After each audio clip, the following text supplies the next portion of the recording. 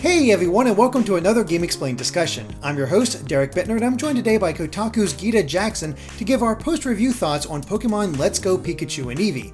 And Gita, I suppose we should begin with which version you ended up playing. I ended up playing Eevee. Eevee is my favorite Pokemon by far, so it was the obvious choice for me. Yeah, I ended up picking Eevee as well. Pikachu is fun and all, but I don't know, I've always had an affinity for Eevee and it's, all the different evolutions. So it kind of made it an easy pick, and I guess we should begin with that because Eevee is freaking adorable in this game. Oh my god, it was torturous. Honestly torturous. Like, whenever you pet Eevee, they just trill like a cat, and I was losing my mind. I did a stream with Tim Rogers on last Friday, and he asked me to feed my Eevee some berries, and while I was doing it, I was just screaming into his ear. I'm really sorry about how much we yelled during that stream.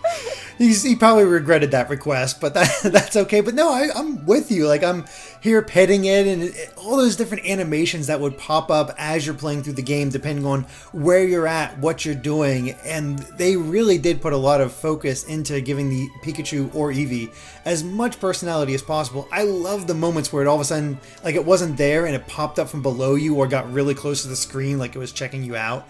There were some really just fantastic animations with that really just made you fall in love with your Eevee. Yeah, this game is definitely focused on the aspect of Pokemon and Pokemon being your best friends. So whenever you do anything with any of your Pokemon, but especially your Pikachu, your Eevee, it would respond to you in these incredibly expressive and animated ways. I would love whenever I was petting my Eevee, it would start prompting me to high five it, and that was just the cutest thing in the world. Yeah, and it's actually really funny. Did you get your Eevee annoyed with you at all at any point?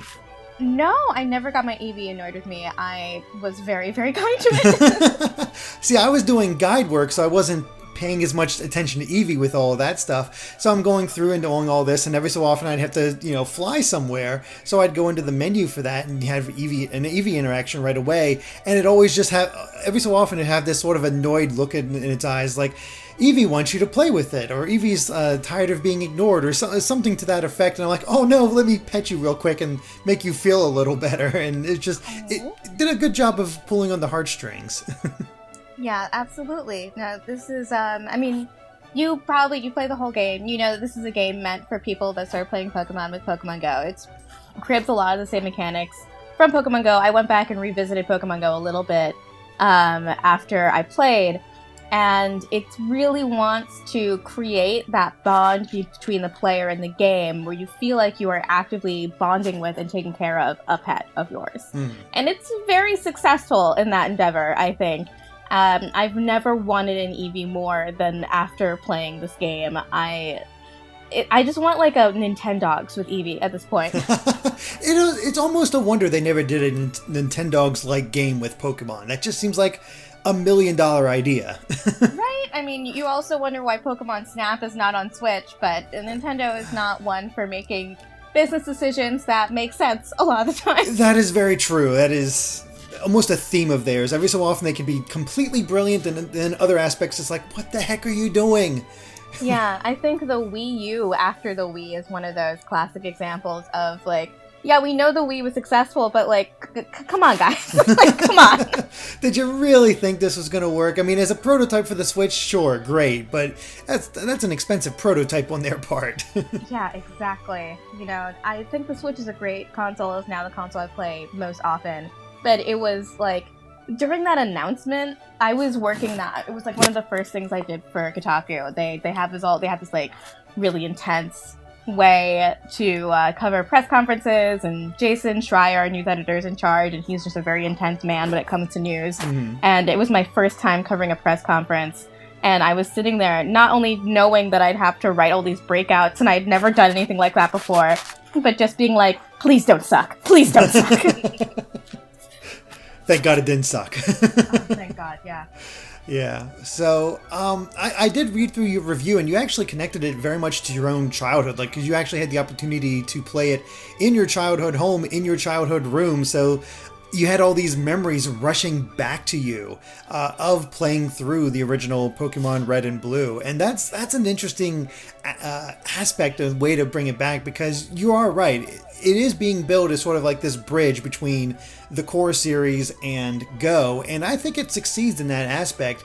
And a lot of the more experienced Pokemon players are honestly not going to find a whole lot to get out of this game. Like, there's a lot to do, a lot to experience, and some definite stuff to enjoy, but the depth is just not there. I definitely, in my review, wanted to give a little bit more of like a literary style review of the game, because it was clear to me that getting into the nitty-gritty of the mechanics in the world wasn't going to give me a lot of material to write about. But also, I needed to make it clear to everyone else that's sort of playing the game that if you're looking for a hardcore Pokemon experience, this is not going to be it for you. It is a great way, I think, to tide over any players that are excited for the 2019 release but really just need Pokemon in their veins right now. And definitely if you're a newcomer, or, I mean, as Mike Fahey demonstrated with his article about playing Pokemon Let's Go with his son, Seamus, it is a wonderful way to connect with a younger generation that doesn't have those memories of Pokemon from their childhood. But it's not a hardcore game. It's so easy. It's a very, very easy game. Yeah, there were definitely moments through this game where I just sort of almost checked out, like the Pokemon Tower, Silphco, any long dungeon area where you're fighting tons of trainers in a row.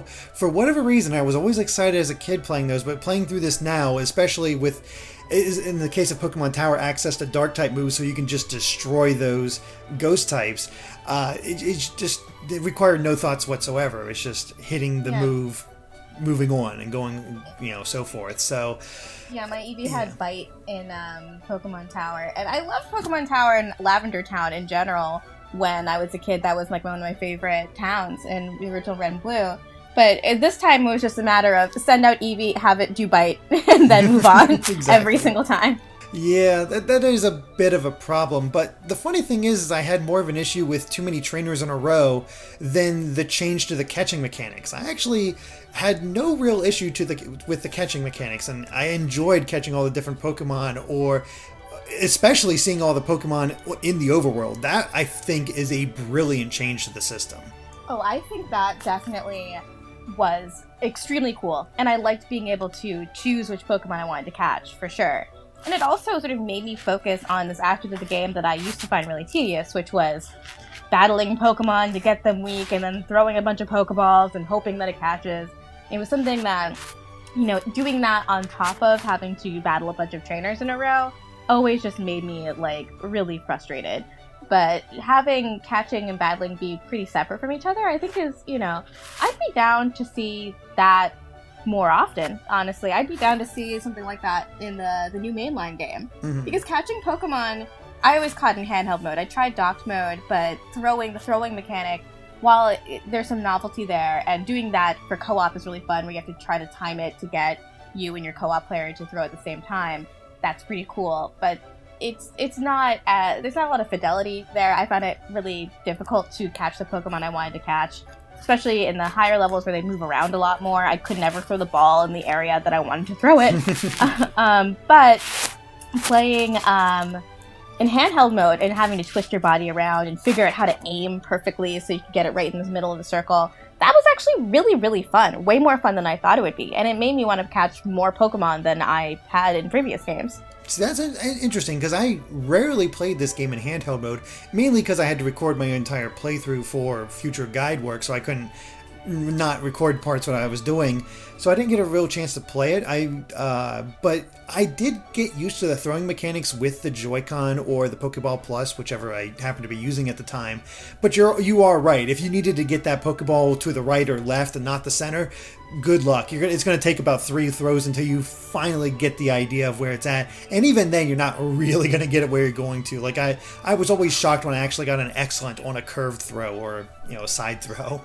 Oh god, yeah. I mean, getting excellence in handheld mode, it was actually pretty easy to do, but getting it in docked mode is almost impossible. I feel like I just couldn't get the ball to go where I wanted to go. It's right there. I want to throw it, go, and it just doesn't. So yeah, every single time. Mm-hmm. It's funny talking about this game, and people ask me if I like it, and I always say, yeah, I do actually like it, even though I always end up describing these things that are really annoying or tedious about it. But as a way to sort of strip down the mechanics of Pokemon and make them easier to understand for people who haven't played since Red or Blue, only played Pokemon Go, or just want to play with their kid, it's very successful in the way it streamlines its design. Mm-hmm. Absolutely. It's really simple to understand. It's easy to get into. The game is still, like, Kanto is a good region, the way you go around all the places, and there's all this extra stuff to explore that you don't really need to, but you still want to check it out, and it feels really well paced. Actually, even more so than the original games, because I had played the original games about 2 years ago with Pokemon Yellow on the 3DS eShop, and I had forgotten just how much grinding was necessary to get to some, like, sections, especially with Koga and Sabrina. There is a huge gap of just constant grinding you had to do in order to have your team ready for it, and I never had to grind in Let's Go. I had to grind once, and it was at Sabrina's gym, and it was just my Eevee wasn't up to level 45 yet. That was the one where you had to show the Pokemon guy, the guy that shows up at all the gyms. He had to show him a Pokemon that reached level 45, and that was just a matter of catching a few more Pokemon. And I almost never found myself wanting to grind because everything always felt perfectly leveled for whatever area I was about to go into. Mm-hmm. Absolutely. And I thought I would be annoyed with the experience share always being on, but the game's really tailored around it. Like, it takes way more experience than before to get a level this time around. Yeah, I did notice that. I noticed early in the game when I was trying to see, when will this Bulbasaur I just got, when will it evolve into Venusaur? And I looked, and it was like thousands of experience points, and I was like, that'll never happen. But the game is tailored so that, one, catching Pokemon gives experience to all of your Pokemon, and two, in battles, experience share is just always on. So I never felt like any of my Pokemon were under-leveled, which is, honestly, like, that is a really smart design, and it is, like,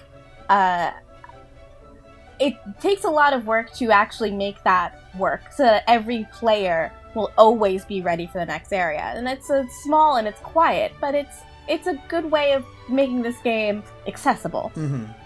It's actually rather impressive to be able to look at a person and look at a team and say, okay, we're gonna give this much experience, and really tailor it to where you're at. Because I never felt over leveled. Like, there were maybe 2 spots early on where I did feel like I was too powerful for where I was at, and then all of a sudden, by I think Erica or even Koga, it all of a sudden was like boom, like all of a sudden they're starting to get ahead of me. I was like, oh, okay, that's interesting. And even then, the game's not especially difficult until you get to the much later challenges.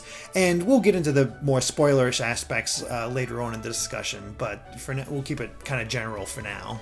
Yeah, I found that the most difficult battles are definitely in the Elite Four. And those were sort of fun logic puzzles. I think the best way to describe a satisfying RPG battle system is how much does it feel like you're putting a puzzle together in your head. I think, personally, I know that a lot of people don't like the dungeons in the Persona series, but I do, and I think it's because the weaknesses and strength system in the Persona series is challenging and kind of confusing. So you have to always have this knowledge base at your fingertips to know exactly what monsters to send out to defeat whatever persona you're up against. Mm-hmm. And this one is it takes that same kind of knowledge base, but sort of slants it in the opposite direction. Where in Persona, even if you know everything, you can still get one hit killed by something random and be really angry, which has happened to me so many times. Mm-hmm. But in this one, it's like, well, as long as you know what types are strong, what types are weak, you will always just breeze through a battle. And then sometimes when you do still know those things, there'll be an additional hurdle on top of that. Whichever is the gym with the poison type gym, with the ninja. Yeah, Koga. Guy. Koga, right. He loves using poison on everything. So you have to figure out a way to get around that poison, even if you have the correct type matchup. And I think that was a really clever, that was a really clever little gym. I really liked that one a lot. Yeah, it's, again, simple, but it's so accessible in its own way as well, where as long as you figure out these weaknesses and what they're good against, you can you can breeze through most battles.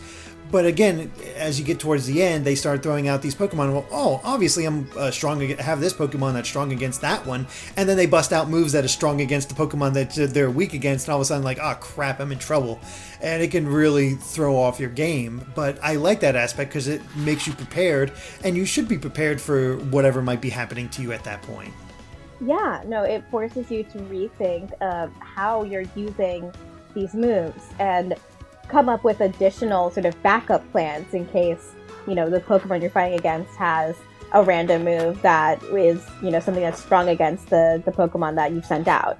And especially in the Elite Four, I found those battles to be really fun. The battle against Lance is like a really thrilling conclusion to the Elite Four. And then your next battle against your rival is also just like similarly, you find yourself at like having to use the sum of all your knowledge of the game.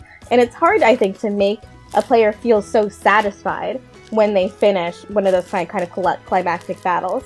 Because instead of having it be an incredibly long, arduous process, like a battle of attrition, it really is like, okay, he's sending out like a flying type Pokemon, and I have this Pokemon that knows ice type moves, but I'm afraid that it'll use something that'll just, one hit kill it, and I don't want to risk it because I only have so many revives. It's just a fun little puzzle.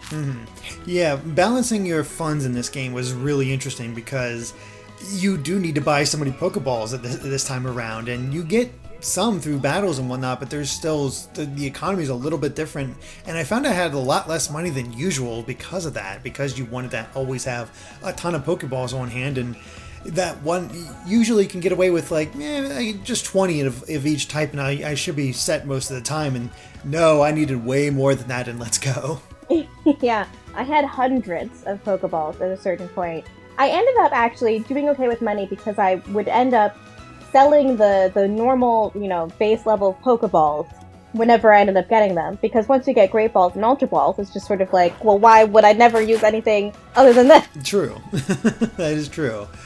I don't know why that thought never occurred to me. I'm just so used to hoarding balls, I think, because I was playing Pokemon Go up to this point. So I'm like, no, I got to keep these balls just in case something crazy might happen. And that's not the case at all. Yeah.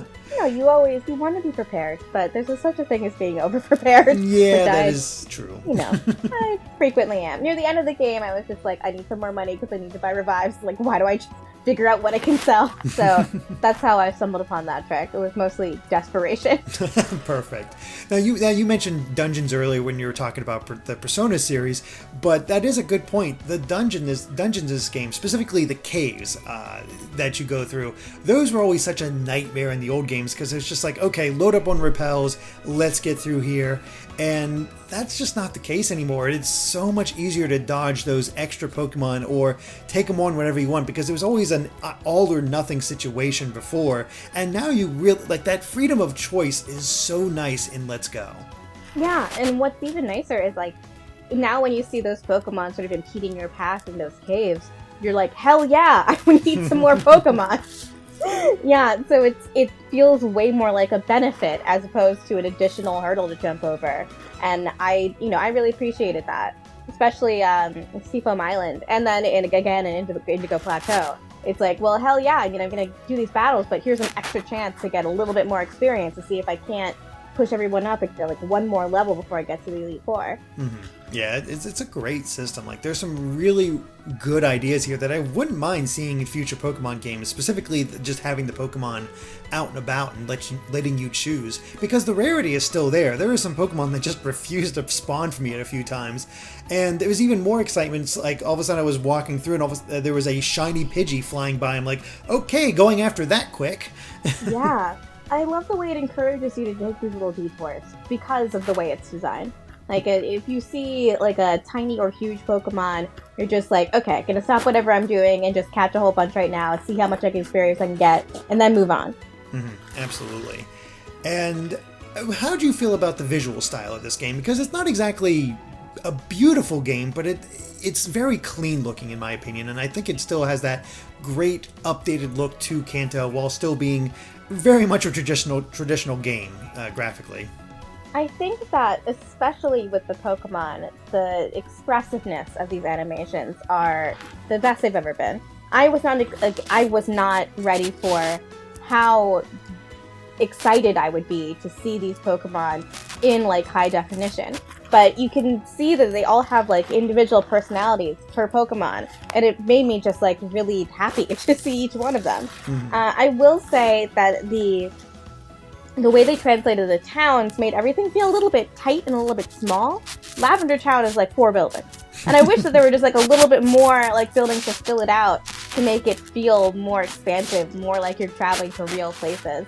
I'm happy that Celadon City still felt like a metropolis to me.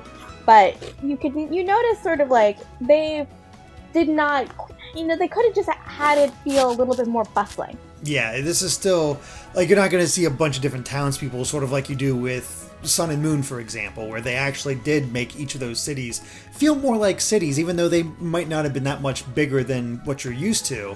But they still had that effect of feeling bigger, and you never quite get that. Celadon and Saffron are definitely the closest you get to it, but otherwise it's like, yeah, these are the same small towns that I remember, and that has its own value, but I do agree that it would have been kind of cool to see Kanto updated with maybe a little bit more to explore, more to see, but they're definitely going traditional with this one as far as keeping to the original spirit.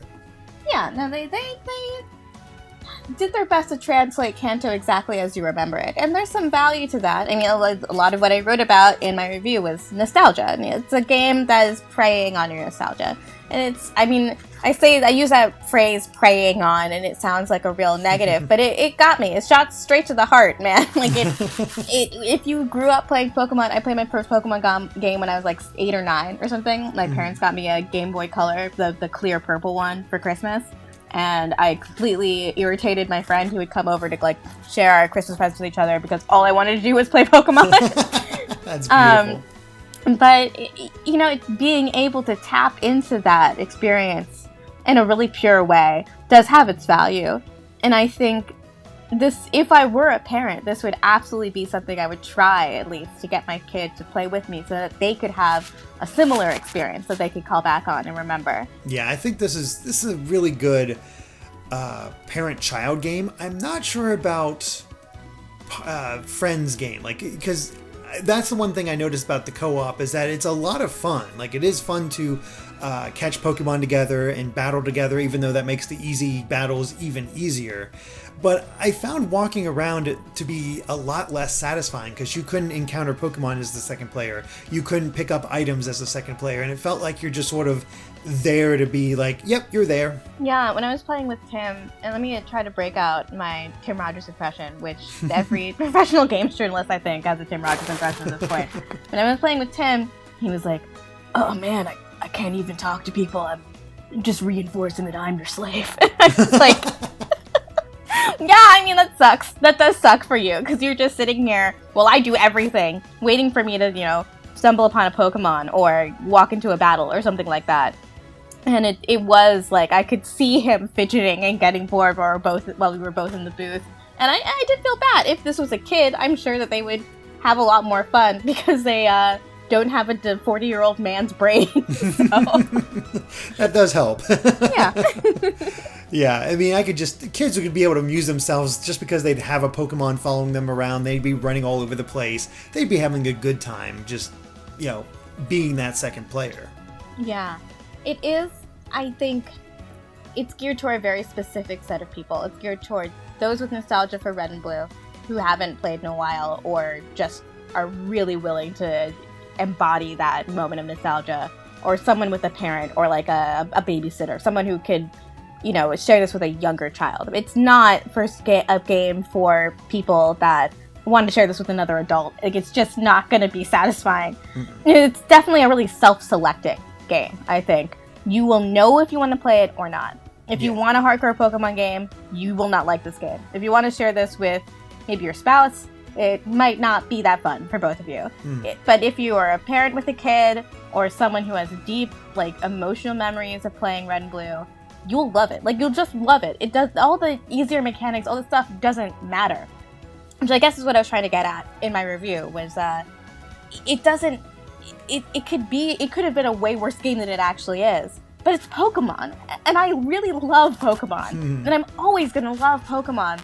And being able to revisit it in this first game in such a pure way was so emotional for me. Like I like you said earlier, I was playing in my childhood bedroom. I gone back to visit my parents. My dad's having surgery, so I was there to help out my mom while I got back from the hospital.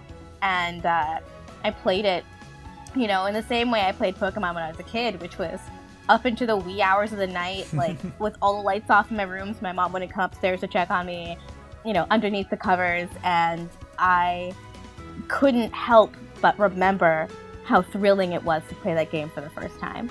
And I loved it. I just loved it. It was impossible not to love it. Mm-hmm. Yeah, it really does draw upon those memories. And I think that's an interesting thing that you mentioned, is that you can really look at this game and decide, just looking at it, knowing what it's about, and be able to decide, I'm going to love that, or this is just not for me. You don't need to play any further than that. You don't even need to play it. You can just look at what they've shown so far and really be able to tell personally whether this game is for you or not.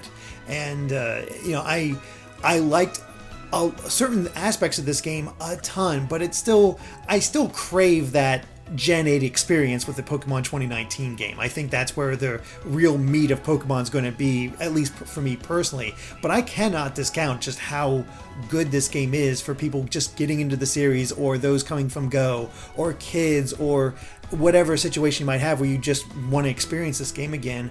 And I don't. The one thing I think no fan can deny, though, the remixes in this game, the songs, are so freaking good. Oh my goodness. Yeah, the orchestral arrangements of all of the classic music that you remember are beautiful. They are straight up beautiful. This might be Junichi Masuda's last game, the Pokemon game that he's going to work on. And I really think he went out with a bang, because it's a perfectly realized, like, higher definition version of every single aspect of Red and Blue, especially the music, those songs that he originally arranged. And God, even just the Pokemon Center theme song, the song, the do do do do do, when you Pokemon get healed. The first time I heard it in this new arrangement, I was just like, I want to hear that as often as possible. Yeah, it's pretty great, and I just, all those songs that I loved before just coming back, like Cerulean and Celadon and Vermilion and the different routes, like, it just, that nostalgia hit me so hard, and it's like, these are some brilliant remixes that really capture the original spirit while definitely being updated with that orchestral sound. Yeah, it's the thing I say about Pokemon, is that the spirit of Pokemon is like the spirit of every single coming of age story, and it really tapped into that excitement of going out on your own for the very first time. I think it I don't know, it takes you right back to being that age where you're so excited about what life is going to give you in the coming years, and it put me back in touch with my younger self. Maybe if I could go back and tell that kid, playing Pokemon in her bedroom, a little bit lonely kid. I think that's something that many video game enthusiasts can relate to, is a little bit lonely, playing Pokemon to pass the time, not unhappy, but really excited and ready to grow up because you think it might be way more interesting than what you're going through at the time, which unilaterally I can say, if you're a teenager watching this, that's true. Everything after this is way better.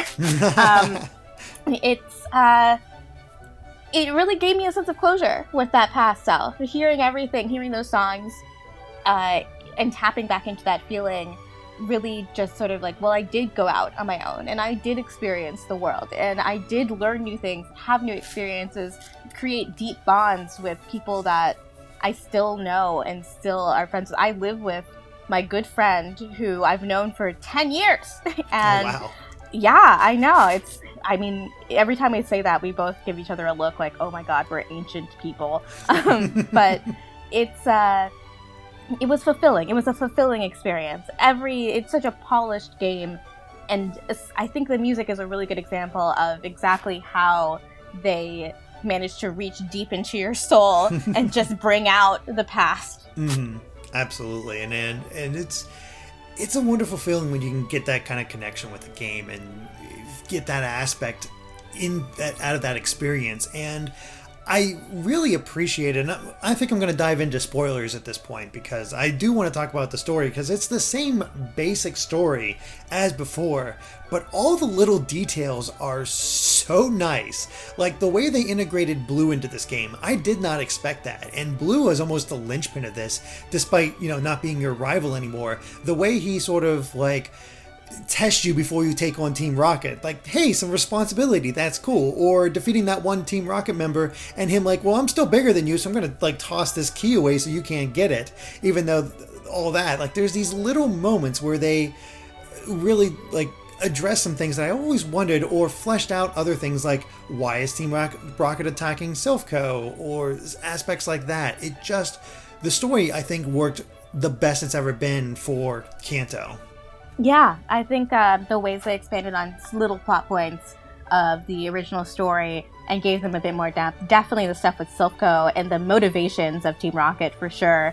I mean, throwing Jesse and James in the game was always going to make Team Rocket more interesting, but Team Rocket felt like an actual real criminal organization. And it felt like Giovanni had a real reason for being the head of Team Rocket instead of being like a plot twist. And I think the plot twist was actually better. It was more satisfying to uncover that at the end. The way that gym is set up and he's behind the curtain, and you don't know until you get there that he's going to be there, and you've already fought him 3 times, and they have this like weird begrudging mutual respect for each other. It felt way more satisfying to get that badge, in my opinion. And I'm so glad you brought up Blue, because I loved Blue in this game. I thought they got the writing for him pitch perfect. He still says "smell you later," and when he said that, it just like touched my heart. But he's an adult. He's still Blue. He's still cocky. He's still, a little bit snarky. His default character model has that smirk on his face. But he's a mentor now. He's an adult. He no longer has like a chip on his shoulder. He knows he's successful, and he sees potential in you, and that's why he's being this little like, well, kind of an asshole to you sometimes. Exactly. It's this wonderful moment where he knows he's good. That's the thing. He knows his own potential and realizes that. But he also builds off of that. So it's like your own rival is fine. I think there's some good moments with your rival, even though he's definitely not the most interesting rival you've ever had. Yeah. But having Blue there to offset that and really balance it out, I think it just works so well. And you like the "smell you later" moment. I love the moment where he's actually with Professor Oak and you see them actually interacting as grandson and grandfather, and the whole like, they do the joke about not knowing his name, and it's just like, that's a really fun moment. I know. I didn't know how much I wanted that interaction until I got there. And once I did, it was like, oh, this is a family. And it felt like really nice. I never felt that before. I forgot that he was Blue was Oak's grandson until that moment. And I was like, oh yeah, that's canonical and never made sense before. But now it's just like, here's this adult child who has been through some stuff for sure, but has completed his emotional journey into adulthood. And now he can just joke around, give his grandpa some crap, when he's introducing himself finally fully to you. And in regards to your rival, it's definitely not the most interesting rival you've ever had. I know that Game Freak has said that they didn't actually like the idea of your rival being mean to you, and you can see that with the more recent mainline games where your rival in X and Y, I think, is just a kind of a trio of buddies you have, and then in Sun and Moon, it's also like one of your best friends that's on this journey with you. In this one, you can see that repeated, where your rival is kind of having a concurrent emotional journey, coming to terms with the fact that he's not going to be better at you than Pokemon. A speech he gives when you defeat him at the end of the Indigo Plateau, where he's like, I always felt like you were lagging behind, but now I have to accept that you're better at this than me. And it was great being Pokemon champion for that brief moment, but I'm okay with the fact that you beat me, and I'm glad it was you. That was touching. I think so there are going to be some kids out there that get a lot out of that moment. Mm-hmm. That's a really good moment. That's probably one of his best moments. The other really great moment that I was surprised they put in there, and it's a very subtle thing until it's fully confirmed if you talk to this one NPC. The whole situation with Cubone and Cubone's mother in Lavender Town, they of course have that whole plot point there and expand a little bit beyond that, but they have your rival be a much bigger part of that whole scenario. And what's really cool is that he actually is the one to adopt the Cubone that was orphaned and train it along with him. And it's such a small, almost insignificant moment, but it adds a lot of character depth to just show that he is a good guy. And it's like, oh, good for the Cubone kid. He has a good trainer now. Yeah, it was one of those good examples too of expressing like character growth through gameplay elements, because when he adopted the Cubone, I was like, that's cute. But then the next time you fight your rival, the Cubone is in the party, and I'm like, oh, he really is adopting and like raising and training this Pokemon in the same way that I'm raising and training and bonding with my Pokemon. And that was, really hit home to me what kind of person my rival was, which is a good, kind, decent person.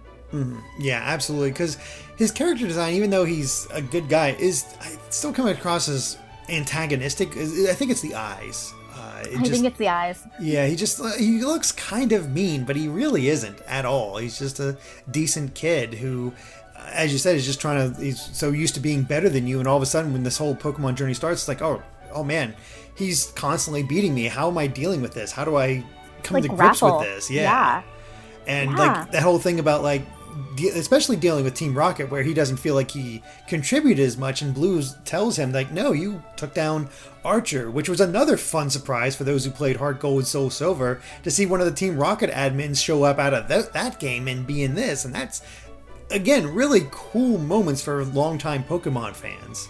Yeah, there's neat little Easter eggs for longtime players. I mean, obviously the return of Comfy Shorts Kid was a treasured moment for me. Mm-hmm. But seeing Archer come back, seeing some things that called forward or called back, stuff that only long-term fans would notice, and they didn't feel gratuitous. And a lot of these kinds of games that are remakes, it can feel a little bit like they're trying to get me to be like, okay, so there's this idea of two things, right? Where there's a lot of nerd merch.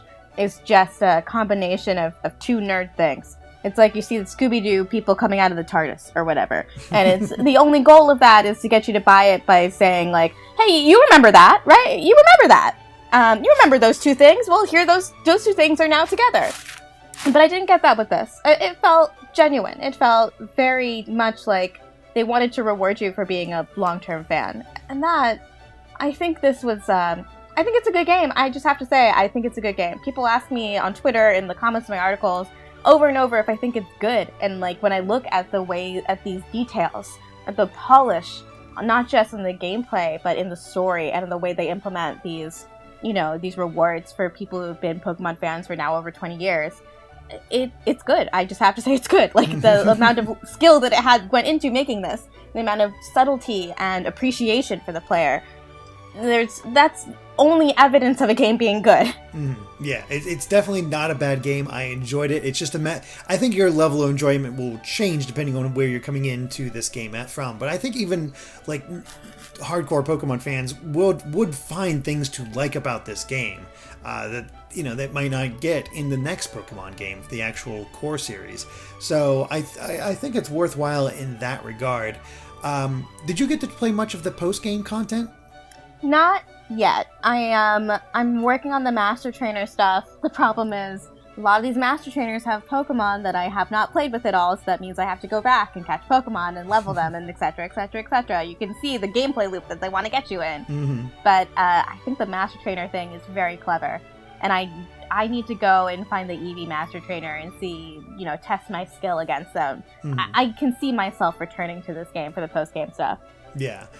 The Master Trainer stuff, I think, is... I've played with it a bit more. Like, I went through all the Master Trainers for my core team, and I was only able to beat 2 of them of my 6 Pokemon. Despite being the same level, and even being ready, like, their stats are incredible. It feels like you really have to buff up your team or maybe even get a higher level than them, because it just felt like I was just not doing enough damage other than my Eevee, which is one of the ones I was able to beat. It's nuts in that respect. And that's a shame because I won't reveal it here, but there is a good reward if you can beat at least 6 of these master trainers. Oh, geez. I'm going to have to play this game more now. Yep. And then, of course, there's hunting down Mewtwo and discovering the other trainer that pops up, which you know who that is if you've seen the last trailer they put out before the release of the game. Yeah, God. I gotta say, Nintendo always sends these very detailed embargoes, obviously. And when they put out that last trailer, so many of the things that they specifically told us were embargoed until after review came out were in that trailer. Yep. And I was like, come on! Let me talk about this stuff! They do that all the time. It's so frustrating to see that. And, like, don't talk about blue, don't talk about red, don't talk about this. And it's like, or Giovanni even. I'm like, come on, you just showed all of it. And that's just, I guess they just really want to talk about it themselves. Yeah, they want to have, they are still a company, even though they are sort of like the guardians of much of my childhood. They are still a company. Mm-hmm. Yep. So, yeah, I mean, I think we've covered the game pretty well. Do you have any other thoughts about Let's Go Pikachu and Eevee? I've never wanted a real-life Pokemon more, and I think that's the highest compliment that I could give a Pokemon game.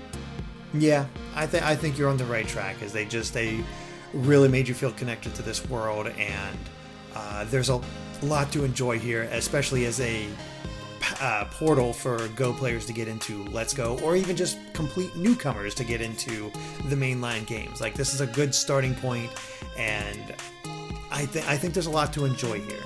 Yeah, I think my 2 roommates, they both played Pokemon when they were younger and then haven't played a single game since, and I might see how much they like playing Pokemon Let's Go with me and see if that's something that they could get into. Mm-hmm. Yep. All right, well, I think that covers it for our post-review thoughts on Pokemon Let's Go. So thank you for watching, and if you like this video, be sure to like us on Facebook and Twitter at GameXplain. And Gita, where can they find you at? I am on Twitter as XOXO like Gossip Girl, but with my name. And you can find all my writing on Kotaku.com. Awesome. And of course, make sure to subscribe to GameXplain for more on Pokemon and other things gaming as well. Until next time, bye.